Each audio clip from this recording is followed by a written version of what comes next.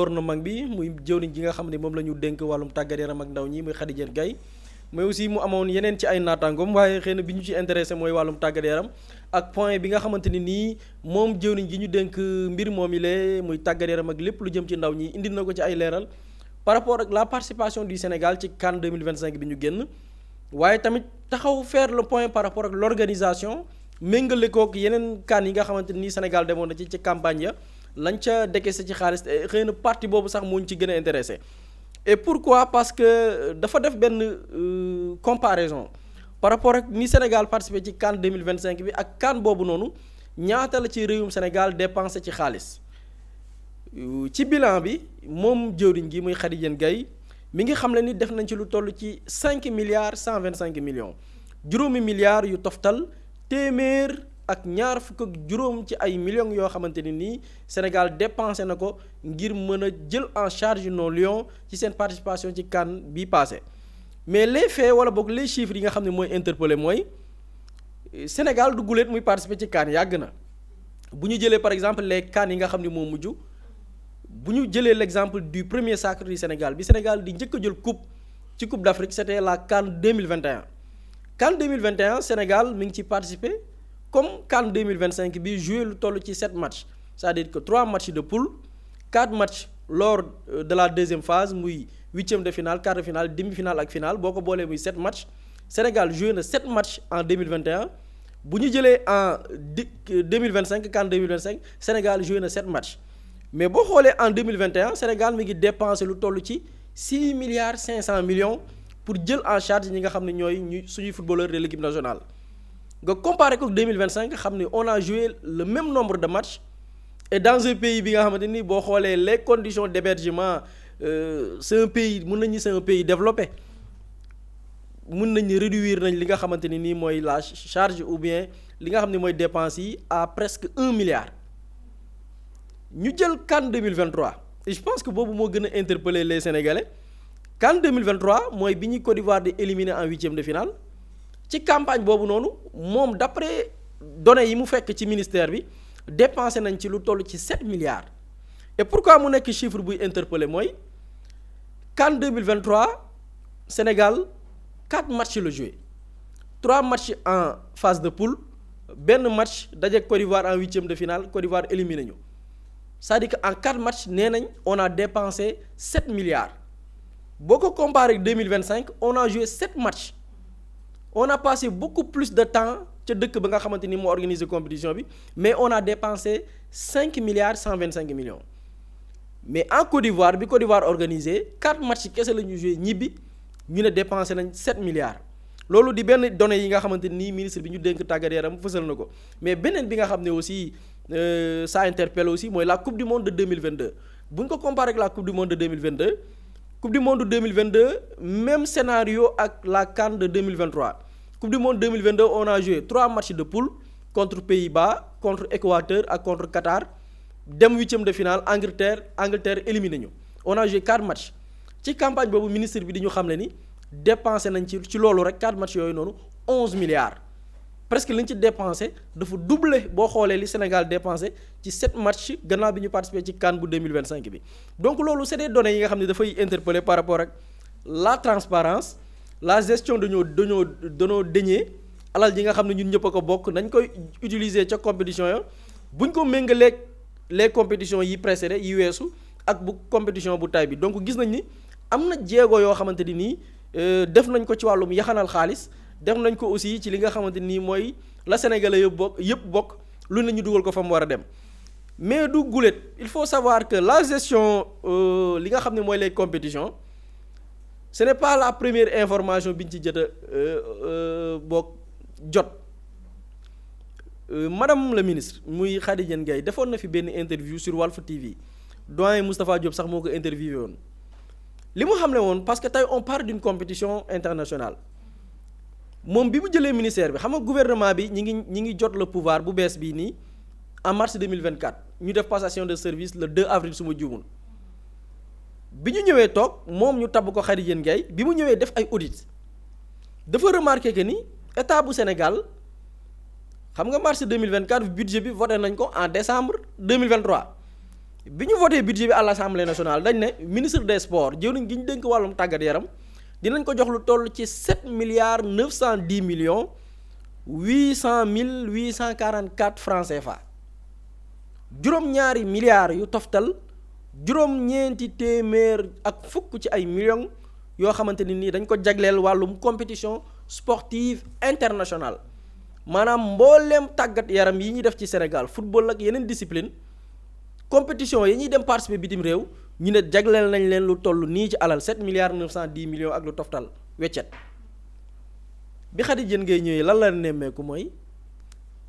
mi ngi jël fonction avril nemmeeku nañ ni ci alal jooju noonu avril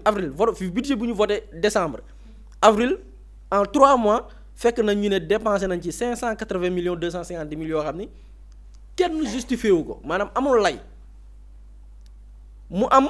yeneen 7,330,550,844 yoo xamante ni amul explication mais loolu fee la benn fee bu ñu nemmeeku mais boo jëlee budget bi nga xamante ne nii ci année bi yëpp maanaam ministère bi ginnaaw bi ñu leen joxee xaalis li ñu définir ne voilà les compétitions lii lañ ci war a def en 3 mois ci ñetti weer maanaam janvier février mars bi mu ñëwee fekk na en 3 mois ñu épuiser benn alal joo xam ne mi ngi toll ci 7,802,800,100 francs CFA 7 milliards ci 3 mois ñu ne épuiser nañ ko ci toutes les compétitions sportives yi nga xam ne Sénégal daf ko war a participer diggante janvier 2024 jàpp décembre 2024 c'est-à-dire que toutes les compétitions yi Sénégal war a participer ci 12 mois moom bi mu ñëwee diggante janvier ak mars fekk na ñu épuiser lépp 7 milliards jaay ji 7,802,800,000 francs CFA ci biir ministère bi mu fekkaat fa beneen mbir muy am na benn dépense bu ñu dippee ci libellé bi autre achat de biens maanaam yeneen i achat ay dépenses yoo xamante ni ay mbir lañ koy jëndee fekk na foofu noonu 40 millions yoo xamante ni dañ ko jagleeloon ay billets d'avion pour ay agents ak seeni famille 40 millions dépensé nañ ko jaay ko ci moment bi mu jotee li nga xamante ni mooy lenge yi bàyyi fa ñaata bàyyi fa 148,000 c'est-à-dire que la ñu prévoiroon pour jëndee ko ay billets d'avion tout au long de l'année fekk na gars yi taal ko ba bàyyi fa 148,000 donc loolu benn la ci li nga xam ne c'est des faits yoo xam ni soulevé nañ ko moment pas avant après CAN bi mais avant CAN bi bu mu jëlee l'exercice une interview bi nga xamante ni defoon na ko sur Walf TV tey leneen li ci dolleeku mooy bu ñu defee la comparaison entre cette CAN ak la CAN bi nga xamante ni nii moo précédé wala les CAN yi précédé ak la coupe du monde bi Sénégal mujjee participer en 2022 da ngay gis ni ci wàllum yaxanal wàllum dépense am na ay jéego yu am solo yoo xamante ni doon lañ ko ci def lu waral nag guddaay bi peut-être les gens se posent des questions Pape Samba moom xam-xam xëy na ci côté dina ko mën a expliquer soulevé na aussi ci conférence bi par rapport ak le cas Pape Thiaw soulevé nañ comment revaloriser son salaire parce que actuellement bu ñu sukkandikoo ci Pape Thiaw il perçoit 13 millions mais bu ñu xoolee Pape Thiaw comparé ko ak les autres sélectionneurs par exemple dans la compétition Coupe d'Afrique boo jëlee carré d'as bi équipe bi dem demi-finale ak ñi joué finale ak ñi joué xëccoo 3e place à savoir le Sénégal le Maroc le Nigéria l'Égypte boo comparé Pape Thiaw ak ses sélectionneurs da ngay gis ni il est l'entraîneur le moins rémunéré parce que bu ñu jëlee équipe bi Sénégal dem finale muy Maroc Walid Regragui mi ngi percevoir lu toll ci 45 millions ak lu teg boo jëlee entraîneur bu Nigéria di wuyu ci turu Eric Chell mi ngi percevoir 30 millions ak lu teg xëy na ki xaw a neexook Pape Thiaw c'est Hossam Hassan bi nga xam ni mooy entraîneur bu Égypte bi percevoir à peu près 19 millions donc ci loolu bu ñu xoolee les performances de l'équipe ak le sélectionneur li muy percevoir par rapport ak yeneen ci ay naataangoom moom Khady Diène Gaye wax la ni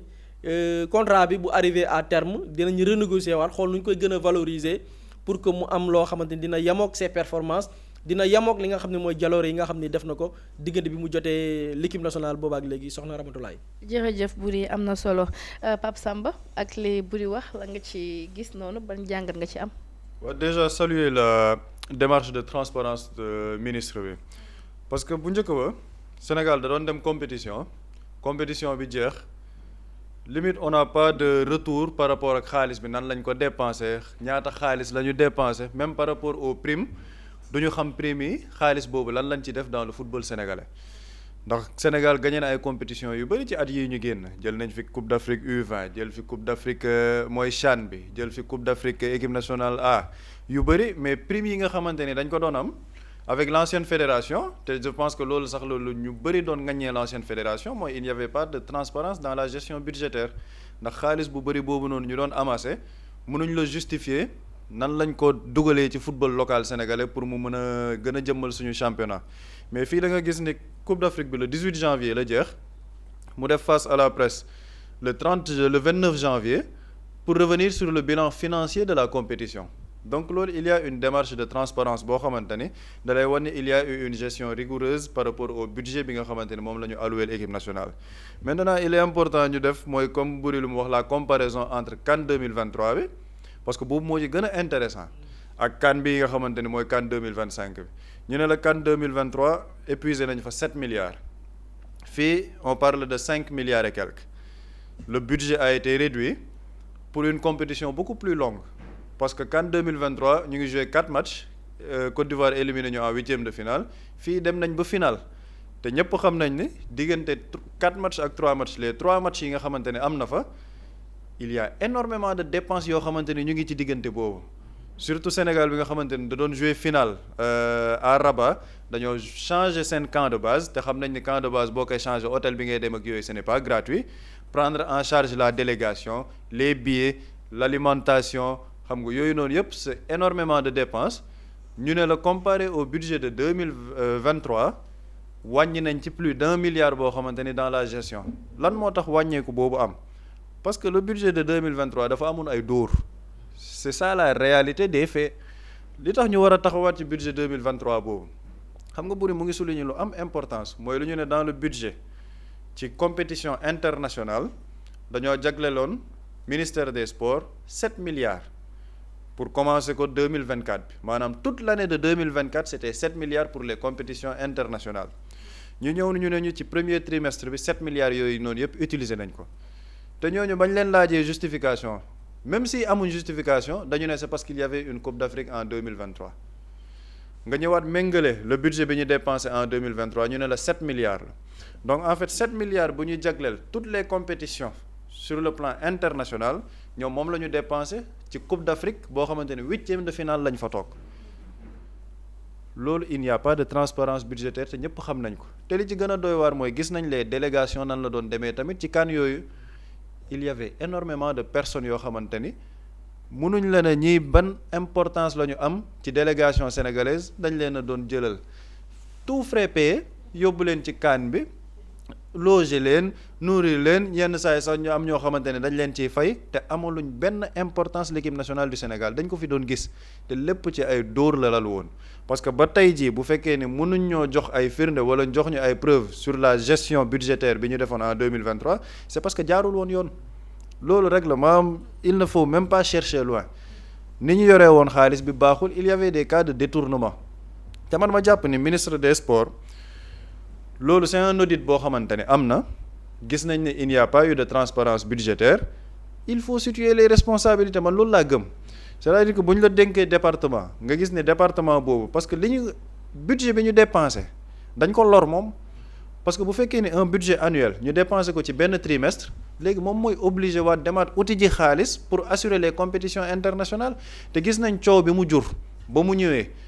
il y avait les équipes locales yi nga xamante ne dañ doon dem ci compétition africaine mooy ligue de football ligue des champions africaine mooy génération foot ak yeneen équipes yi nga xamante ne qualifié woon nañ ministre ba mu décidé woon ne c'est la fédération qui prend en charge ces équipes bu ñuy dem ci compétition yi coow lu rëy la jur Sénégal gars yi naan ministre bi dafa bàyyi équipe yi souteniru leen nga gis presse bi defoon ci tamit benn tapage médiatique bu graw ne ministre bi dafa bàyyi suñu équipe nationale yi jàppale wuñu leen mais il fallait expliquer que budget bi ñu ko joxoon pour toute l'année moom la fédération bi jàll ak ministère bi jàll épuisé en 3 mois ci loo xamante ne jaarul yoon donc moom elle n'avait pas les ressources budgétaires pour mën a ñëw ne moom mooy jàppale équipe yooyu te li ci gën a doy waar encore ñu koy rappeler dans le football mondial boo demee en France mais l'équipe nationale de football française fédération de football bi moom mooy jël en charge lépp mais fii dañoo tàmmaloon benn système boo xamante ni fédération bi daal lépp lu ñu soxla rek dañ naan état moom moo war a ñëw joxe et pourtant la fédération engrangé de l'argent maa ngi koy wax sànq compétition bi nga xamante ni dem nañ fi gagné Coupe d'Afrique bi prime de vainqueur bi ñu jël duñ ko jox état du Sénégal c'est la fédération sénégalaise de football lañ koy jox mais fédération bi donc normalement xaalis boobu dañoo war a xool nan lañ koy utiliser pour mën a prendre en charge les équipes nationales mu bañ a yem rek ci équipe nationale A bi les équipes de jeunes nan la ñuy dugalee xaalis ci football local bi pour mën a jàppale les clubs parce que gis nañ suñu club yi les conditions financières difficiles yi nga xamante ni ñu ngi ciy dund donc loolu noonu yëpp da lay wan ni la gestion budgétaire bu transparente dafay am répercussion ci lu bëri ci suñu gestion football local ak yeneen yoo xamante ni da ciy am ba pare aussi c'est un moment pour féliciter ministre bi parce que dañ ko joxoon département bu doy waar ministère des sports bi football bi doyoon na waar basket bi doyoon na waar làmb ji doyoon na waar mais quand même en 1 an et demi bu ñu xoolee nawetaan ñëwaat nañ avec un calendrier régulier ni nawetaan sur 3 mois lay durer 3 mois yooyu bu matee au 15 juillet on arrête les compétitions nawetaan nit ñi delluwaat ci école yi te dañ ko respecter année bi suite à des concertations avec le milieu des nawetaan ba dañoo gis ni sax am na yenn zone man ci zone bi ma bokk Thiès ba période bi jotee dañoo bëggoon ñu ne noonu nañ leen prolonger le délai bi pour ñu jouer finale yi ministère bi dafa bañ ne dañoo waxtaanoon ci 3 mois yooyu nañ ko maintenir parce que loolu mooy calendrier officiel bi ñu respecté ko et ça ce n'était pas facile képp ko xam milieu nawetaan nu muy fonctionner au niveau de la lutte coow am na coow amul elle a réussi à imposer une fédération de la lutte sénégalaise loolu day jàppale sax la lutte sénégalaise parce que daf leen di permettre ñu dugg dans une dynamique beaucoup plus professionnelle làmb ji gis nañ ne avec la complicité du ministère de l'intérieur mu ngi gën a gaaw a jeex comparé ak année yi nga xamante ni jàll nañ fi te loolu noonu yëpp aussi day jouer par rapport à la sécurité ak lu bëri loo xamante ni jàpp naa ni elle a fait un travail boo xamante ni ci 2 ans yu ñu ko dénkagum par rapport au sport am na yeneen ak yeneen yu bëri yoo xamante ni war nañ ko ci def mais li ci gën a am solo mooy gestion bi nga xamante ni au moins c'est transparent ñu ngi génn ak sénégalais di leen expliquer xaalis bi fan lay dugg fan lañ koy jëmee et je crois que loolu c'est très important pour le secteur sportif liñ ciy ñaax rek xanaa mooy ñu bañ ko yemale sur 2 sports sur 2 disciplines seulement muy le football et la lutte parce que y a énormément d'autres disciplines yoo xamante ni war nañ leen a gën a jàppale surtout ak Jeux olympiques de la jeunesse yi nga xamante ni ñu ngi ñëw comme ay karaté taekwondo athlétisme gis nañ ni am na sportif yoo xamante ni yu bëri ñu ngi woon ci athlétisme doon casse le manque de soutien de l'État ci régime bi fi jógee je crois que yooyu noonu yëpp tamit ce sont des choses yoo xamante ni ministère bi dina ci gën a taxaw pour gën a mën a jàppale le sport de ce pays. jërëjëf Pape Samba Boury est-ce que conférence bi nga xamante ni guléet la ci biir Sénégal du indi aussi ay répercussions par rapport ak performance yi footballeur aussi di wane ndaxte la plupart du temps bu fekkee ni yow t'es pas mis dans de très bonnes conditions je pense pas que di nga mën a def yenn performance yi aussi. si dafay feeñ. gis nga équipe nationale et puis dans tous les pays la gestion de l'effectif prise en charge bi mooy déterminer les résultats surtout compétition sport de haut niveau comme le football c'est-à-dire que amal l'effectif bi gën a baax amal les talents qu'il faut amal coach bi gën a aay amal les meilleurs joueurs mais sur le plan logistique prise en charge lañ ci soxla pour am ko il faut que mu am un accompagnement dama déglu benn ancien international mu koy wax ni en 2002 Sénégal boo xoolee dañuy wax ni peut-être ils ont joué le match avant même le jour de la rencontre wala on pensait à la demi-finale avant même de jouer les quarts contre Turquie mais lu ci bari mais da ngay dégg ñu ne la dañu am défaillance sur le plan logistique c'est-à-dire sur le plan de la récupération sur le plan professionnel prise en charge bi après match joueurs yi ban temps de récupération lañ soxla naka la leen mën a aaree mettre leen dans de bonnes conditions loolu yëpp dañu pêché ci côté boobu noonu expérience la jàngal nañu boo xoolee la suite des événements mooy même avec l'ancien équipement de la fédération da ngay gis ni la prise en charge dañu ko jël en compte avant même ñuy dem dans une compétition dañuy envoyer benn mission de prospection ñu wër ci dëkk bi xool les hôtels xool l'emplacement xool diggante bi ak terrain d'entraînement bi yooyu yëpp dafay accompagner le football mu des nag les moyens on voit que l'État du Sénégal mettre na les moyens qu'il faut et c'est normal pourquoi parce que tey équipe nationale vitrine la 2002 permettre nañu ñu jaay turu Sénégal ci dëkk yoo xamante ni tey xamuñu woon ni dëkk bu tudd Sénégal am na avec la coupe du monde avec miracle yi ñu fa def gagner la championne du monde à savoir la France may nañu benn exposition sur le plan mondial mais li ñu apporté après les retombées peut-être ñun suñu dëkk yi du ñu def sur le plan statistique suivi bi duñ ko def mais retombée bi après sur le plan de la coopération sur le plan touristique am na lu bari lu mu apporté le Sénégal loo xamante ni mën nañ ko bañ a gis parce que documenté wuñ ko mais dafa am répercussion directe donc Massama ak tey 2002 permettre ñu am exposition par rapport ak Sénégal ici y a des talents tey xoolal nombre d'expatriés en 2002 nga comparer nombre d'expatriés actuellement en 2026 mais le Sénégal fait partie des pays exportés beaucoup de joueurs exposition boobu tey moo ñu permettre des clubs sawar ñëw Sénégal investir fi créer ay centres de formation coopérer avec des centres qui sont là yóbbu ay joueurs yu ci mel ni ay Sadio Mané yi nga xam ni tey seen carrière dafa am répercussion directe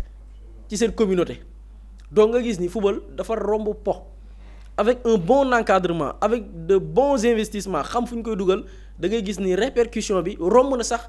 coupe bi ngay jël wala engouement bi muy créer mais sur le plan du développement sur le plan économique dafa am lu bari lu muy apporter réew si bu ñu xamee nu ñu koy gérer xam aussi nu ñuy exploiter nos talents ci li nga xamante ni même tey un Sadio Mané le Sénégal mën na ko exploiter ci lu ne parce que dëkkam ci boppam mi ngi à travers notoriété am mi ngi exploiter notoriété am pour développer dëkkam indi fa yi nga xamante ni nii mais c'est des infrastructures de base yi askan war a am wala ab communauté mu fexe ba indil leen ko par quoi par le sport donc pour man c'est normal et je pense que yoon bi ñu nekk duñ ko bàyyi et surtout li ci gën a intéressant mooy la transparence ñun on a du mal tey ci les compétitions précédentes à la suite de l'événement ou bien de la compétition ñu defal ñu un bilan nañu fii lañ jugee fii la ñuy yem ministre bi boo xoolee Khady Diène Gaye li muy wax nii yëpp xam nga ci lan la sukkandiku avec les compétitions précédentes ci ay audit parce que y avait pas de transparence nit ñi du ñu ñëw nañu ok dem nañ compétition lii lañ dépensé xaalis bi lii la dañuy dem def li ñuy def et concernant les lu bari li ko waral mooy c'est des délégations mais ñi fi nekkoon pour bañ a tudd tur xam nañ ni doon def buri day toog fii tojul fenn amul njariñ ci délégation ba ñu jël buri yóbbaale ko lekk yow fa dara lu dul lekk tëdd nelaw dem stade taxawaalu délégation yi li gars yi doon yóbbu kenn xamul nu mu toll te buñ ko doon def xam nga nit mun nga yor sax sa xaalis mun nga yor sa xaalis yóbbu ko la neex mais ci suñu xaalis dañ daan jël di yóbbu une délégation boo xam ni du utilité tey boo xoolee fii Sénégal ministère yóbbu na ay nit mais ñan lañ yóbbu ñi ñu jàpp ni mën nañ jouer mën na nekk le 12e homme sur le terrain muy les supporters la ñu jël encadré leen yóbbu Casa yóbbu ñoo laal kii waay 12e gaynde yóbbu lébu gi ñi nga xamante nii jàpp na ni ñii ñoo dàq supporter Sénégal ñu jël leen yóbbu leen mettre leen dans de bonnes conditions ñu dem pousser les lions tey Sénégal boo xoolee la compétition à part suñu match contre le Maroc da nga naan Sénégal à domicile lay jouer te loolu dafa am impact réel ci la performance des joueurs donc on salue la démarche et espérons que les prochaines compétitions yi ñëw dina weesu fii parce que chaque campagne aussi